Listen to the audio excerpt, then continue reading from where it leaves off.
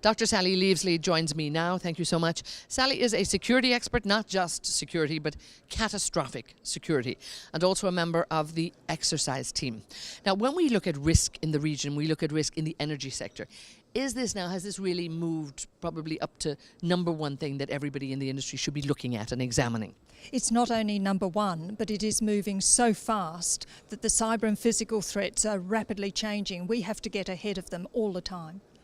And we look at, it used to be physical risks, but now this has been compounded. So the security departments and all of the big players here working with the army, the police, whoever they coordinate with, they've got more than just the physical risk on their hands right now. How has that changed and shifted what people have to do to actually protect their assets? Well, it's cost effective to put the cyber experts with the physical experts because some of the cyber effects, particularly to take down systems in a big way, will create the catastrophic effects which we've seen in physical attacks in the past. So we can have fires, explosions and total loss of our supplies. And of course in the energy sector, any kind of a risk, any cyber risk or threat is a lot more than just knocking out a few computers. I mean, it's beyond thinking what could happen. This could cause a loss of life. I mean, it could really, cripple an environment, an asset, a country actually, a city if need be.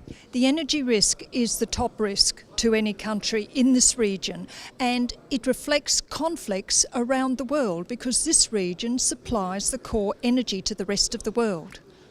Now tell me a little bit about, keeping the systems in place. What can you do to actually protect yourself a little bit? And we're looking at an area where we're moving towards digitization. This is what's on everyone's mind. Smart energy, smart downhole drilling, smart everything. How smart do we have to be? We actually have to be old-fashioned, and the new cyber attacks are destroying the hardware. So we have to keep old hardware hardwired and not connected to the internet. So our resourcing of redundancy has to be separate, it has to be covert and quiet, so we can turn on degraded old systems when the cyber smart systems no longer work. But in reality, when we look at the push towards a smart environment, a smarter environment, digitization, I mean, how long can we actually hold on to that? I mean, the new systems that have been put in place, some of them are ultra smart anyway. We can run smart for big business profits. We can use the cloud. We can have smart buildings, smart structures. But at the crisis side, we need old-fashioned, degraded systems in case the cyber attacks take out all of our operating systems. We can't restore a cyber system in 30 seconds, but we can pull a lever in an old-fashioned system and that restores it immediately. And indeed, that must be a great comfort, actually, to many of the people who have still held on to their systems. Again, in the sort of near to mid-term, because things are changing so rapidly, what would you advise companies to do? And are you talking with various companies? Obviously, you've worked in some of the energy sector here. What do you actually advise them to do?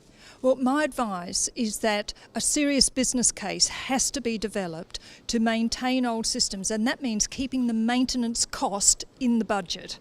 If they understand the consequences of the new cyber scenarios, they will do it. Look at what's happening around the world where big events, whole companies are being stopped across the world from one cyber attack. We must be able to keep going with our business, even if it's a degraded, less efficient system. At least we're going to stay in business.